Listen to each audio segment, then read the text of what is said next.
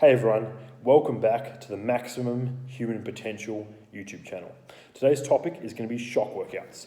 Now, what's a shock workout? So a shock workout is a workout which is unsustainable in the long term. So it's either too high in intensity, too high in volume, or a mixture of the two. However, by using them sparingly throughout the training year, you can force your body to achieve greater adaptations, which makes them extremely useful. Now, a great body part to use this is shoulders. So the shoulders have a wide range of fibre types. So sometimes some quite different methods that you wouldn't normally use can actually really trigger some good growth. So there's a mix of fibre types, so you can kind of think outside the box in terms of rep ranges with that, and the shoulders will actually get quite a robust response. And then the other reason is, it's also a fairly small muscle group, so you can't really mess them up too badly, and they tend to recover fairly quickly. So it's one of the body parts that responds, I'd say, almost possibly the best out of any body part to shock workouts. So definitely something to keep in mind. Things like, like a deadlift, you definitely wouldn't do a shock workout because the exercise itself is already too taxing. So if you did like a drop set on a deadlift, it's normally not warranted. I'm not saying there's not a place in some circumstance, but generally there's certain exercises that you can't really get away with as much craziness and shock workouts, and things like deadlifts would be an example of that. So back to shoulders. So one of my all-time favourite shock workouts for shoulders is Jean-Pierre Fuchs. So he was a Swiss bodybuilder, and he had a whole bunch of very interesting training methods. I highly recommend looking up his Instagram page. I'll probably bang a link down in the description there. Anyway, he had a few shock workouts for shoulders. One of them he called Simple with a Twist. So this is quite simple, as the title suggests. So he started with a 100 rep drop set. I believe this is generally on a machine, so it'd go 30, 20, and then 10, 10, 10, 10, 10. So 100 reps, dropping the weight each time, and picking a weight that was, close to failure or near failure on all of those. And then he'd go on to some more presses and do 4 sets of 4 to 6 reps, and that was his entire workout. Now it looks and sounds deceptively simple, but if you give it a go, you'll see really how taxing this is.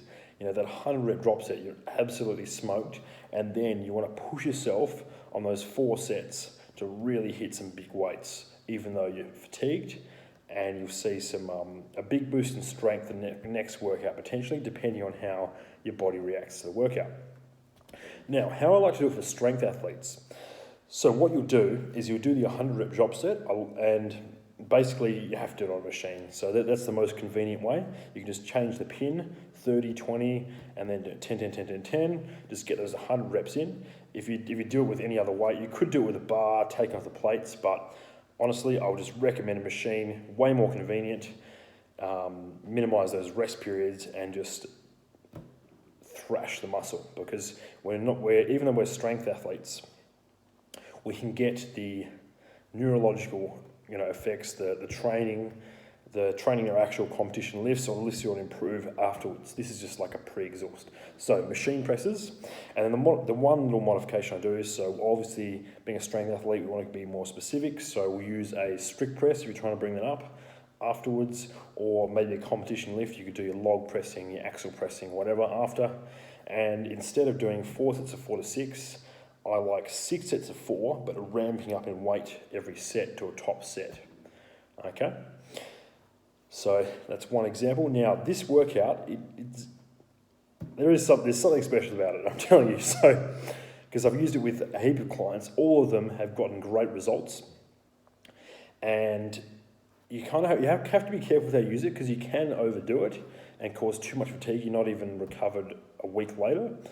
But by just sticking to those volume prescriptions, doing that, quite often people will actually be stronger the next week, because it's just such an overload to the body. The body's like, that oh shit kind of response, and where it has to adapt.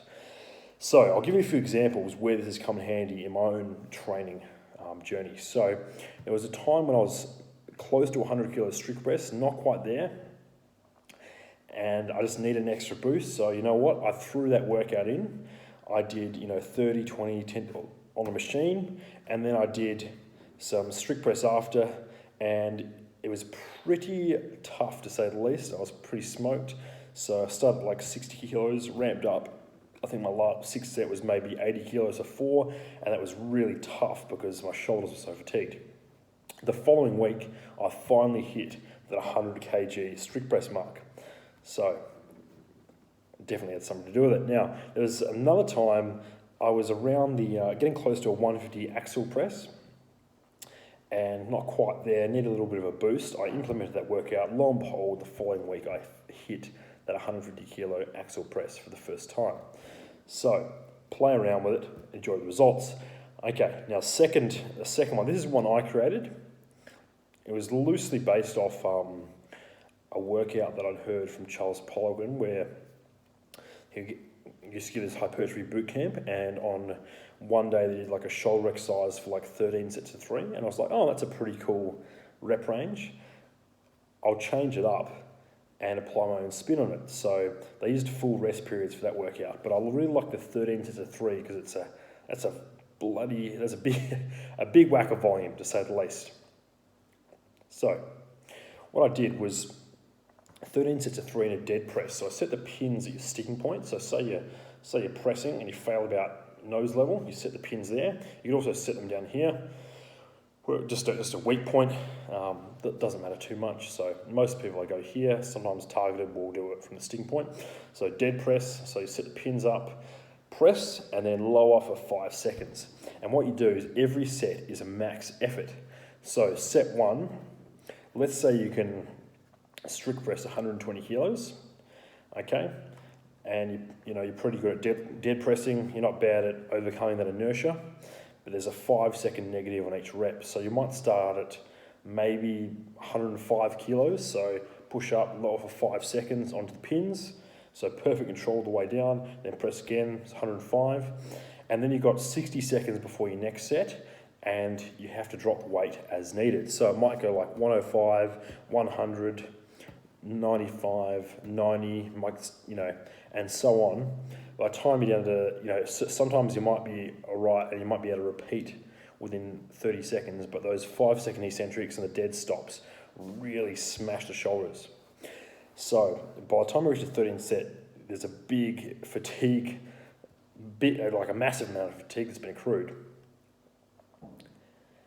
And you're going to be absolutely shot. So that's another fun one. Another question I like with that one is, so we do that 13 by 3 the first week. The second week we do 12 by 2. And then some people are starting to get burnt out by that point, but some people have even gone 10 by 1 the week after, and they've peaked out nicely and hit a PB on that 3rd week. And I'll sometimes drop the eccentrics. So they might, first week, 5-second eccentrics, second week, we might hit that in, or we might pull the eccentrics, and then definitely the 3rd week, it's just back to normal reps, which should seem quite a bit easier. So there's a few principles, play around with them, let me know what you think, and let's get stronger shoulders.